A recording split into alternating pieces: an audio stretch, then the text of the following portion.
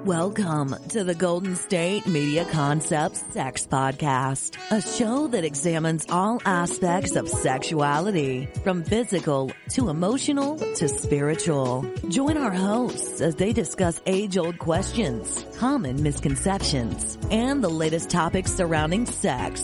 They'll tackle topics about sexuality from the complicated to the hilarious and everything in between. GSMC Sex Podcast is your show for all of your questions about sex, even some you might not have thought of yet.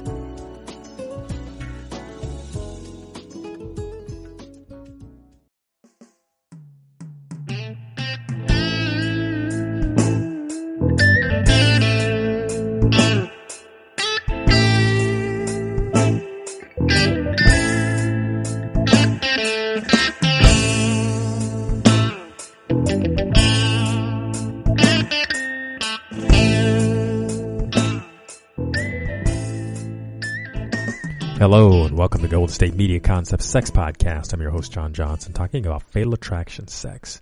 And you might even say /men. You just say it. Just throw that out there. Fatal attraction. I'm just going to give it to you in a nutshell. It's a relationship in which you cannot get out of. It probably starts in the innocent flirtation kind of thing. And for many people in these fatal attractions, they already have a significant other. Now that is the catch, because when you try to get out of this affair, and I'm going to use that word, then you run the risk of exposing all of your wrongdoing, because the other person is not going to just go away quietly. And what tends to happen is the person who, let's say, wants to keep the relationship going threatens exposure. That person doesn't worry about what's going to happen to them. They just want to be able to control the person who they got into this relationship with. And the person they got into the relationship with, let's say, has everything to lose. Their reputation, their family. And this could happen men or women, but just from the standpoint of describing the scenario, I will try to keep it fairly straightforward. Many people might remember there was a movie called Fatal Attraction that came out many, many, many years ago. It was Mike Douglas and I believe Glenn Close was the actress who was the woman who wanted to stay in a relationship with Mike Douglas. And he had a wife and a family, and like I said, he had a lot to lose. So Glenn Close was not about to let him off the hook. She obviously had some affection for him. It was more, to describe it, I would describe it, the undertones were obviously control. Because what you get in a situation like this is when you've offered sex to someone, then it implies that we have this unbreakable bond. We've exchanged sex. I mean, it puts you at risk for a lot of things. And I could talk about all the things that people get when they have sex with somebody who might not be safe to have sex with. We can talk about diseases and so on and so forth. So that talks about what's at risk for some people. There's a lot of things that you put on the table. The physical, the psychological, the emotional. And the sex in and of itself, it's usually about pleasure. That's a hedonistic thing. It's about pleasure. You see something about this person, there's something charismatic, you want that, you want to be intimate with it, you want to have sex with it, you want to be excited, you want to feel vulnerable and important and special, and you want to look at someone and say how beautiful and lovely they are, and you want it to go on. And then at some point in time, for some people, all that passion, it wanes. Maybe it burns out for whatever reason. It just loses its spark. And then you have the person who is emotionally, they feel very invested and they don't want it to end. So now we have this dance. You have a person trying to get out of it and this person that doesn't want to let the other person get out. Very scary, very messy. A lot of emotional stuff happens in these situations. And if you're the person trying to get out of it, obviously you risk exposure. Now, if you can withstand the storm, meaning the exposure, the humiliation, whatever comes with that, and it can be pretty heady stuff. You work this out. Some people have a lot to lose. And if you're willing to risk exposure, you can get out of those situations. But if you have been programmed to understand that, you try to get out of this, I will ruin you, you will be destroyed. Therein and of itself is a huge, huge risk. And humiliation, let's just take that part of it, can be pretty, that can be a very tough one to withstand. People have committed suicide to avoid the humiliation of the mistakes that they've made in life. And that's a huge price to pay. That is to take one's own life. Other people have threatened other individuals' lives, risking exposure. I mean, on both sides, whether it's the person who wants the fatal attraction or who wants to be in the relationship or the person who wants to get out. So it does become very serious stuff. So what happens in the beginning that one cannot imagine how this is going to go? Well, I could tell you some of that is because nobody ever thinks about the ending. We hear about relationships that have messy endings, and we imagine that we can navigate all of those rough waters. And many people create this agreement that, hey, when we're tired of it, we're just going to go our separate ways. And that oftentimes is just something that is said so that we can get this thing rolling. I know of people that have had, quote unquote, no strings attached kinds of connections. I won't even say it's a commitment. It's just an agreement, no strings attached agreements. And not too long after, one gets fairly possessive and fairly jealous feeling, but it was supposed to be a no strings attached. It'd be very hard and very scary to get out of those situations. I was just talking to someone really recently who had that kind of relationship, and it was later in life for her. She was very independent, can do her own thing, and she just wasn't attached to this person enough to want a lifetime with this person. She just wanted what she wanted for a period of time, and if she decided she was available, she was, and if she wasn't, she wasn't. And he agreed to that, but he didn't want to leave it that way. Obviously, she was, quite the woman. And for whatever reason, people seem to be very attractive to us when the circumstances they're not always available to us, but you have access to them. And knowing that the connection is important enough that if you reach out, that they will respond. That's very, very powerful to us. Very powerful. Romance is built on these kinds of emotions, these kinds of feelings, and people will buy into that. And if there's sex involved, it's all part of the dance. It's all part of the experience. And when these things become very stilted, as fatal attractions are, again, the idea is that one wants to get out, the other person doesn't want to let them. But before all the drama happened, we usually think we know the person that we are having this encounter with. Therefore, the risk doesn't seem that great.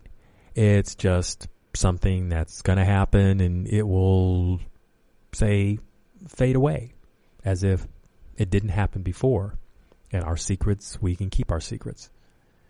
Those are fantasies. That's what we tell ourselves. I am one who believes that, look, if you don't want people to know about it, then don't do it. Yeah, easy to say, can be harder to do. And by the way, deception in and of it, by its nature, tends to backfire on the person who is doing the deceiving. Why? Because that's the nature of it. It works both ways. Both ways being that you may be the deceiver, but you'll outsmart yourself thinking that you have some control over the person who's showing you their affection when they may in fact be baiting you along. I'm going to take a break and I'll be right back. Still on the search of that one true love? On the limbo in this crazy world of dating, marriage, relationships? Well, listen to the Golden State Media Concepts Relationship Podcast, your one-stop podcast for everything about relationships.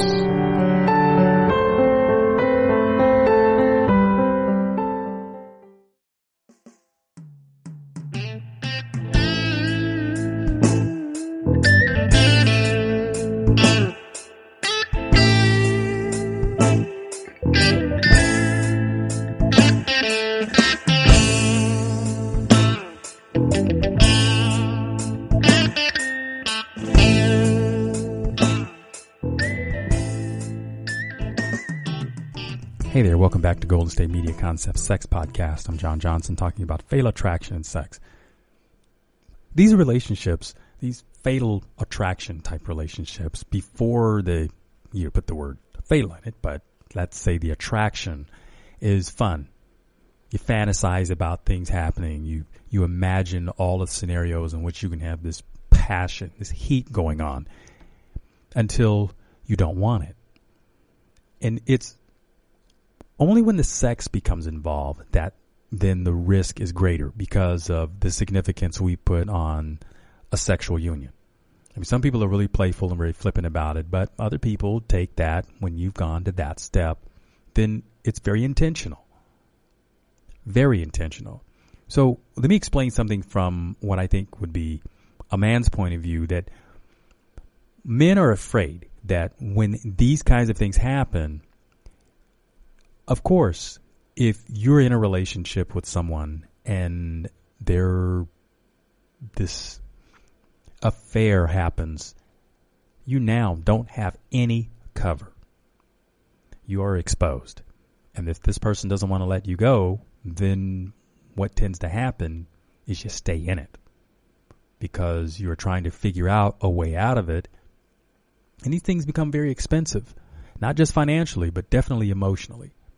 Because as anyone who has been in a situation with someone, a relationship, not even that something that somebody has been, let's say, being deceptive, but let's say somebody has been preoccupied, we tend to sense that that person is not 100% available. And that's usually the clue when an affair is happening, that the person who's you've been in a relationship, they seem to be less and less available for whatever reason. And then they get caught. And I'm just taking the simple version. That's the simple one. Well, these fatal attraction things tend to happen in that sense. Now, they don't want to get caught. They don't want to be exposed. They don't want somebody telling on them. They're trying to get the fatal attraction partner to back off. Well, that person knows that they have all the power. Now, with a guy, it may be something very simple as, I went out on a coffee date and got all of this affection and this attention from somebody and I carried it too far. And, well, you're exposed. Think about it. Well, the problem is they didn't think about it beforehand, but now you're exposed. And if you have any history of, say, deception or affairs in your relationship in the past, then it's like your ghosts are coming back to haunt you. It's like, okay, I guess you didn't learn. So it makes it really, really difficult to even want to shout out and tell anyone. Now, fatal attractions can happen to people who are not involved in relationships. They have a little more, have a lot more things that they can do. They don't worry about risk of exposure in the same way. I mean, they may be embarrassed about the situation as it happens. You get involved with a crazy person and they don't want to let you go. Yeah, it's scary, but they have a lot less to lose in the sense that there is no other person who is going to be affected. Like, say, if you were in an affair. An affair implies that there is already a significant other and that person has stepped out of that relationship. So if you don't have any of that going on, you pretty much just have to endure the fact that, okay, this person is not leaving you alone. And if you have to get a restraining order, go to the police, tell people, then you do that. Risk that, knowing that the idea is you'll have to expose maybe your naivety of getting involved with that person in the first place. That's a lot easier to handle. And it's the same for women. I think women find themselves in situations oftentimes because they want attention and somebody's willing to give it. And if it's a relationship that they want and they are already in a relationship, stepping outside of that connection obviously exposes people to bad judgment, or the knowledge of their bad judgment, poor judgment. Let's say it that way. I can't say bad. I don't want to go good or bad, but poor decision making. And, there's usually a lot of guilt surrounding something like this, which is another thing that makes people paralyzed. They make choices that don't benefit them. And I can say as a guy, sometimes we're notorious for doing that because we start chasing what a woman has to offer, which could be sex, it could be attention, it could be something, a big combination of the two, and that fulfills a man. And to answer this, women would say, well, why are men susceptible to that? Why are men constantly susceptible to temptation? I can give you a simple answer. And Chris Rock actually famously explained this. It was the idea that in a woman's life, even when she's young, she's constantly being chased. She's constantly being propositioned, somebody wants her. See, guys don't necessarily, as a rule, guys don't get that kind of attention. And when the opportunity presents itself, it's like, wow, this is actually happening to me. And they even if being naive, they jump on it with the idea that, wow, this is exciting. I want this. And guys oftentimes don't think about the consequences, or if they do, they figure they can handle whatever comes of it. Now, if you're the type of guy that's, like I said, in this scenario, he's already in a relationship and something like that comes along, women wonder why. How could you, when you've already got this beautiful woman, you've already got this established situation in your life, that you would step out of that? Why would you fall for temptation? I can tell you why. It's because men aren't used to saying no. They don't know how to say no to things because they have not been approached. Again, flip this around. Women, they're used to saying no. Women are good at it. They say no because they learn how to say no at a very early age because they've had to be conditioned that men will take advantage of them and you have to learn to say no. See, men don't learn that about women. Men have conditioned themselves to believe that if a woman comes up and approaches you and propositions you, then you just say yes because you will never get this opportunity again. It's not even about the right or wrongness of it. It's about the experience. But that curiosity about these kinds of situations is what leads to their downfall. And women know that about men.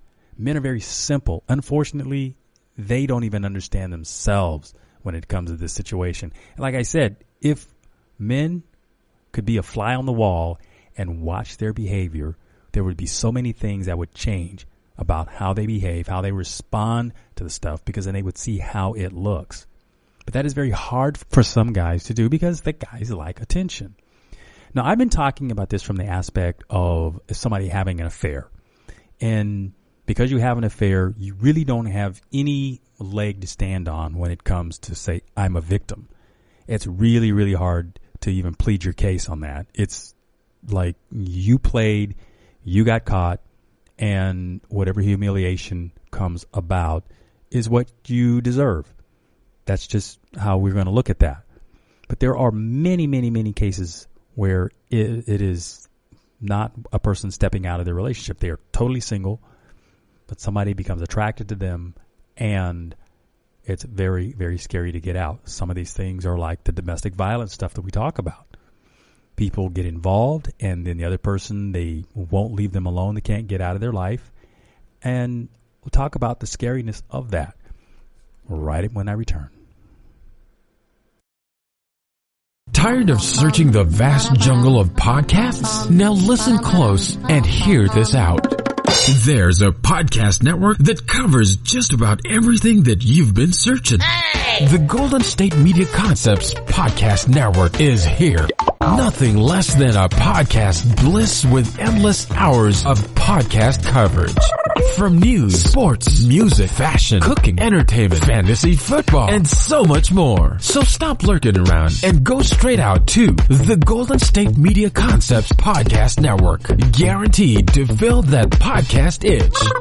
Whatever it may be. Visit us at www.gsmcpodcast.com. Follow us on Facebook and Twitter, and download us on iTunes, SoundCloud, and Google Play.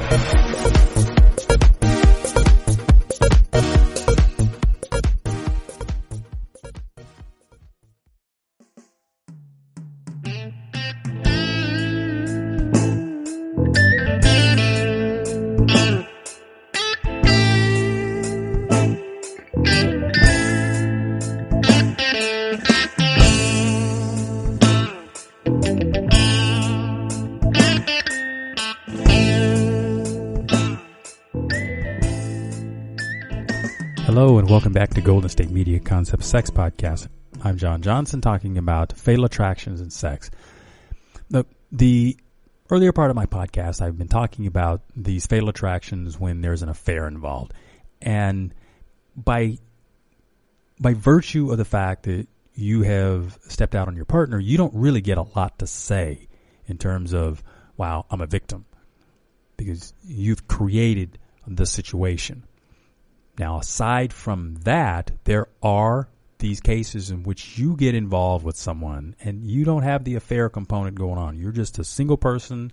You're available.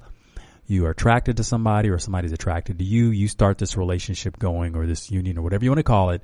And, this person has inserted themselves way deep into your life. And you've decided that, wow, there's way too much going on here. I need some space. And they won't give it to you. And by the way, they're very scary. They make threats. You've had conversations with them, and you've shared a lot of your intimate details about your life, whether it's things that happened to you, your beliefs, just all that personal information, and they risk exposing you. That is, exposing all of your vulnerabilities, telling these to people who are maybe your friends, but nonetheless, they want to embarrass you and control your very behavior. So obviously, these are situations that you don't want to be in, and trying to get these people out of your life, it's just excruciating because they won't let go. Sometimes you hibernate, you stop answering your phone, and you hope they will just go away. These people are parasites. That's not their aim. What they want to do is they have found a person who is, I'm not even going to call it the object of their affection. They have found a victim, someone to terrorize, someone to scare, and they get off on that. They get off on being controlling of someone else. They can't control their own life. A lot of times, and this is something that I have seen because I've studied a little bit of this, that these people can't control their own lives. They've got chaos in their own lives. In this manifestation of the chaos in your life is an attempt to be in control of something. You being their victim, and I'll call it that because that's what you are in this case, they want to control you because that makes them feel better. Now, in their own minds, they may try to justify it by saying that they are doing you a favor, but they aren't. But getting yourself unhooked from these situations, that's the part. It can be time consuming. It can be scary. And here's what I'm going to say. And this is something that people who've been in domestic violence situations can readily understand. When you try to tell, the resources that are out there could be slow and moving, but you got to tell people. You got to share with your friends what's going on for you. And by doing so, you're going to learn that you are not alone. There are people that love you and they want you to be okay. And it's going to be a journey, and it may be a rough one. But the thing is, we can get you out of this. But that's why you have to tell what's going on. And people who are the architects of these menacing kinds of things feel like they are in control of each and everything that they want to. And it's usually the fun and the thing that really happens here is they have no control over their own life. They take over yours because they know they can do that part. They can control you. They can control your reactions. They control your feelings by keeping you all upset, knotted up, and then they, in some way, shape, or form, try to convince you that they are your savior, that they are your rescuer. They will make you feel good, feel better. Look, domestic violence happens all the time, and these are some of the scenarios that play out time and time again. The abuser tells their victim that I'm the only person you can trust. I'm the only one that cares about you. You can't trust anyone else because they're just going to laugh. They're not going to believe you.